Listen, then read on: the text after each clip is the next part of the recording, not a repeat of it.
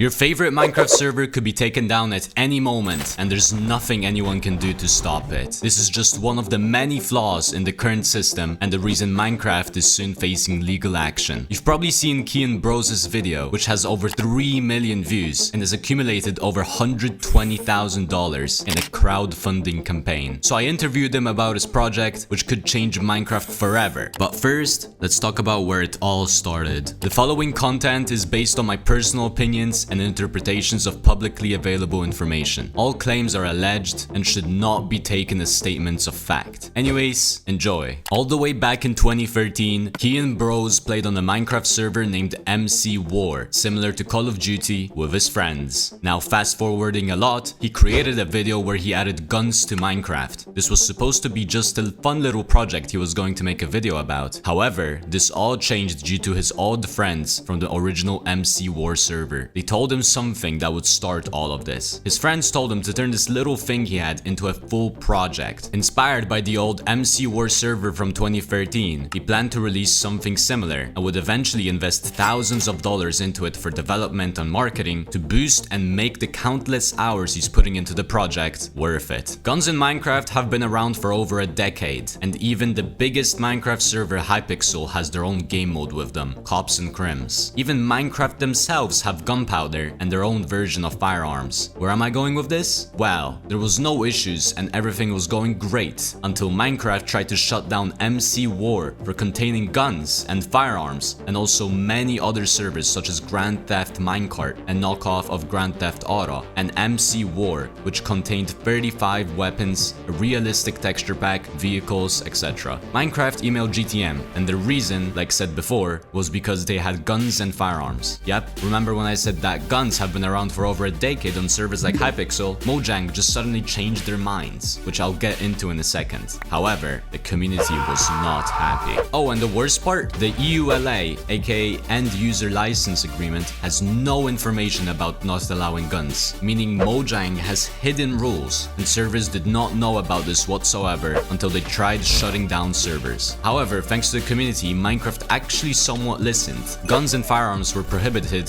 and then weapons were okay. Then guns and firearms were okay under certain broad circumstances. Also, the eula was finally updated with new rules. Oh good. Nope. Nobody was notified about the changes, even though they are required to make people aware. Plus, the new rules caused even more controversy, even not allowing the use of Minecraft in YouTube titles, and they still haven't included anything to do with the gun bans. The worst part yet, these new rules were all covered up by a new Minecraft update. To quickly recap, Mojang allowed guns in their own game and Hypixel. Then they shut down a Minecraft server for containing guns and firearms due to a hidden rule. Then they updated their eula, which had a bunch of controversial changes. And finally, they didn't even let us know about the update, and instead covered it all up with their new Minecraft update. But how did this lead to a lawsuit? We'll get to that in a moment. But first, have you ever wanted to play Minecraft with your friends, but didn't know where to start? Many hosting sites are overpriced, slow, buggy, or require specific mods. I recommend Indifferent Broccoli, a top-tier server host that ensures a seamless gaming experience with your friends. It's incredibly user-friendly, and you can even create a custom Minecraft server for free.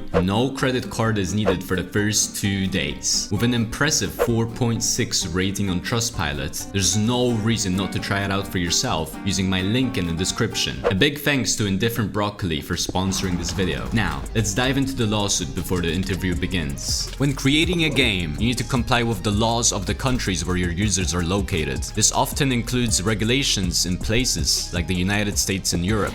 KianBrose, who lives in Sweden, a country in Europe, comes from a region with an extensive list of rules businesses must follow. For example, businesses cannot create unfair rules, include hidden terms, or make changes without notifying users. These are just a few of the many regulations, and they might sound familiar to what I was discussing earlier. Mojang has been flat out ignoring European laws, which affect a significant number of Minecraft players. As a result, KianBrose is suing Minecraft, so now, here is the interview you have all been waiting for.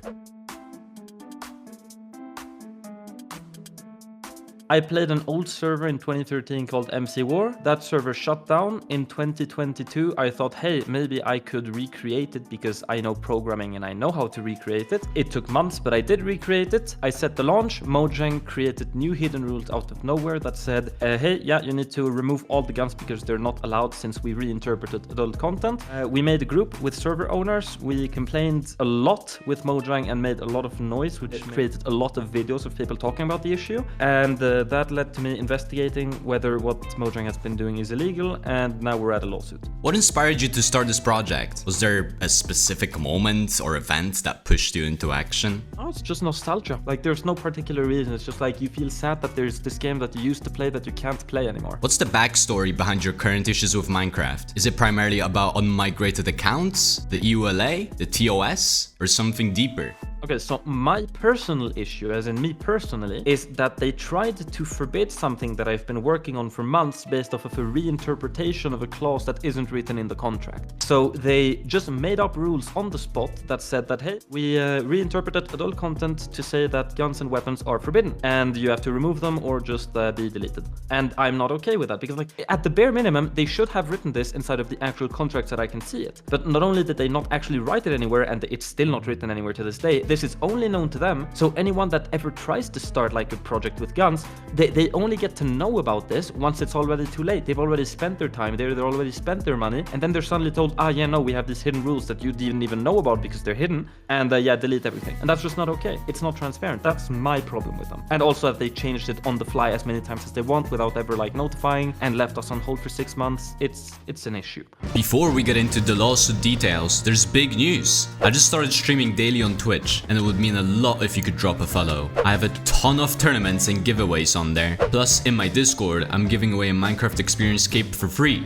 Both links are in the description. Along with that, I'm on a mission to hit 30,000 subscribers before the end of the year to get Hypixel YouTube rank, and we're almost there with just a few days left. In return, I'll release my 30k texture pack and do a voice reveal. Yep. This is not my real voice. Anyways, on to the next question for Kian. How has the lawsuit progressed so far? Are there any significant updates or milestones since your initial announcement?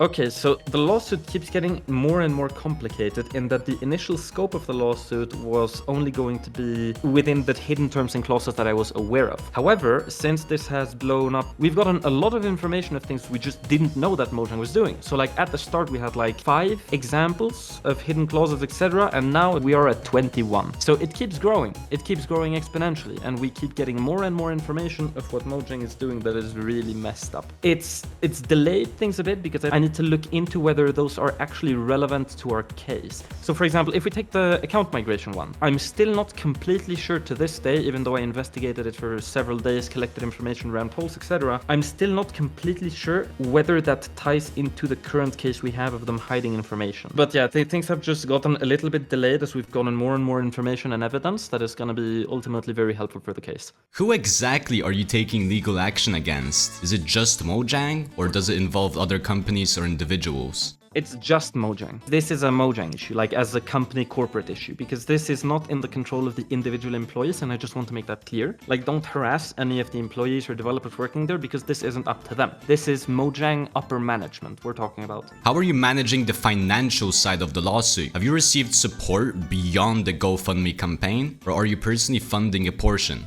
There's been lots of people that have wanted to donate via like cryptocurrencies and Swish, which is like the Swedish Cash App / Venmo. And I said that for full transparency, I'm not going to accept anything that isn't transparently done through GoFundMe. As of this day, nothing has been withdrawn yet because I'm still waiting for an answer from the government to know like the tax status on all of this, given that it's Sweden and we tend to have like 50% tax on stuff. So I need to just make sure what the proper way of withdrawing something like this is, so that we can use it for the case without it getting taxed to oblivion.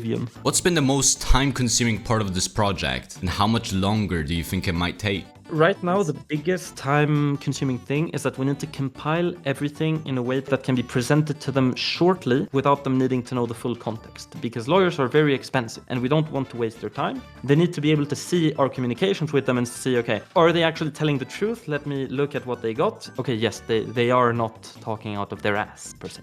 How does it feel to take on a massive corporation like Mojang? Do you feel confident, or is it a nerve-wracking experience? I mean, I'm extremely confident in us winning because based off of all of the legal texts that are available, we're right. Like, there's no way we're wrong. The only major risk here is, do we have enough money to fight this? However, given the overwhelming amount of evidence and everything, I don't think that it is going to get to that point because it should be fairly clear-cut. Have you received any direct communication from Mojang or Microsoft since this started? I'm aware you initially tried contacting them, however you failed. Have you caught any employees lurking in your Discord?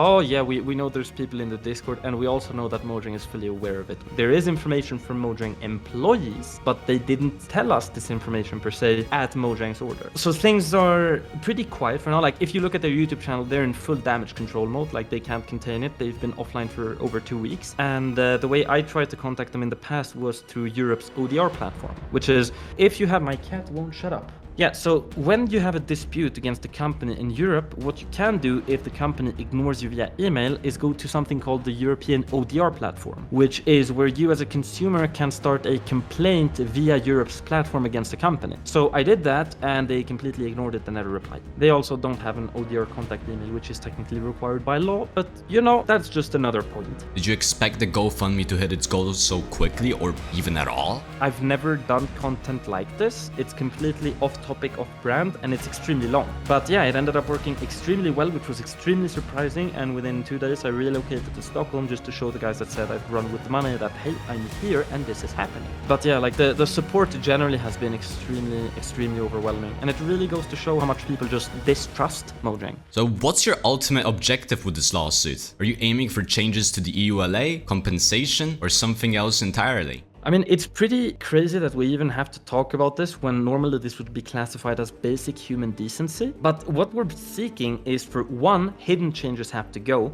You cannot have hidden clauses that bind consumers and pretend that they are part of an enforceable contract. Two, the lies in the contract have to go. So like, you don't pretend that gambling is forbidden and then allow it to happen. That's just not okay. Three, ambiguities have to go. You can't write something in a loosely worded way that you can just reinterpret it however you want at your own convenience, even when that's illegal by like contract or Frampton doctrine. 4, anytime there is a minor change, anything, it needs to be transparently notified to everyone. And what I mean by that is that you can't expect even 5% of your community to read your blog, and you can't expect them to be responsible for making sure whether there's actually changes or not. You are responsible when you change a contract to notify the people that are bound by the contract of the change and getting their agreement for it. And that's basically the entire core of this class action lawsuit, which again is crazy that we even need to ask for this when this should just be basic human decency. But outside of these objectives, if it's possible based off of the decision of our legal representative, then it's additionally seeking damages and settlements because they've been doing this for over a decade. Mojang could have tried arguing, yes, this was a mistake, until we say, yeah, you know what? Here's like 50 different instances of this happening that date all the way back to 2013. If you win and the EULA changes, would you consider returning to your Minecraft server? Honestly, I'm gonna do that regardless, because at the end of the day, it's sort of like you put a lot of effort into something, you're just not gonna let it go, because I don't feel like letting go something you've put that much work into is like a reasonable thing to do, and I'm just really attached to everything that I've done. So yes, I am going to return to it. To what extent and what exactly is gonna happen in the future, I don't know. Something is gonna happen in the future. How has the EULA affected your server financially? Can you share the scale of losses you've experienced? The main loss is the Twitter Gold checkmark, which at the time it cost $1,000 a month to have it. And the second one, which is the biggest one, is time. But the problem about getting compensation for lost time is that that's very difficult because, for one, how do you value time? How much is it per hour? Am I counting it as like a software engineer? How many hours did I put into it? So given that there's all of these complications in getting compensation for time, which is the biggest aspect, I accept at this point that any losses related to my project just like sort of happened, and I cannot recover them. So why did you decide to visit Mojang's headquarters? Can you share any insights or outcomes from that visit? Honestly, I thought it'd be very funny. It's like a power move. And I mean, it is a power move. If you look at the retention on that specific video, it's crazy. Because like, you have to say, that was a really nice move to do. Just be right outside their door as the guy that's representing a class action lawsuit. Has Minecraft made any changes in response to this situation? Have they changed or clarified any of their rules? I mean, that depends on what you mean by clarified. Because yes, they have told certain people behind NDA groups on Discord about clarifications and clauses. However, again, these are clauses that should be publicly available, but they're only telling certain famous people about it. So you and me, as the plebeians we don't get to know this because we just aren't important enough. If you were to win, what would the money go to? In a class action lawsuit, there's something called a settlement, and by settlement I don't mean an out-of-court one, I mean an in-court one, where the judge says that the other party has to pay, say, $300 million in damages, for example. And then those $300 million, they're going to be divided between every single participant in the class action lawsuit, and that's going to be a lot of people. So at the end of the day, you cannot expect to have people have individually more than like $1 each in compensation. So like, even though the sum on Mojang's end is probably going to be massive, on an individual scale, we're all still poor. We're not going to get anything. However, if everybody gets part of that settlement, we could potentially run another round for a different class action lawsuit to keep going, and then just sue for something else that they've been doing that wasn't part of the original scope. There's lots of options, lots of options. What are the biggest misconceptions about your case? And is there anything else you'd like to share to the viewers? There's a few. One, that justice relies on how much money you have. That's the biggest one, because people say, yes, they're suing Microsoft, they have more money, he's gonna lose. That's one of them, which is very sad, because it just goes to show that people see the flaws in the legal system. But then again, justice isn't about who has more money, it's about who's right. Second one is that people think I'm suing for myself, which is not helped by people misunderstanding what's happening and making videos about it. And another one is that we're suing Microsoft and not Mojang. So this is Mojang, not Microsoft. Microsoft's lawyers have no say in this. And finally, should everyone subscribe to Flame and help me achieve Hypixel YouTube rank before 2025? I mean, you're making free marketing for Hypixel and you're not even getting paid for it. That's like slavery with extra steps. They're making you feel important by giving you a role. This is like affiliate marketing, except they don't compensate you at all for anything. Why do you want that?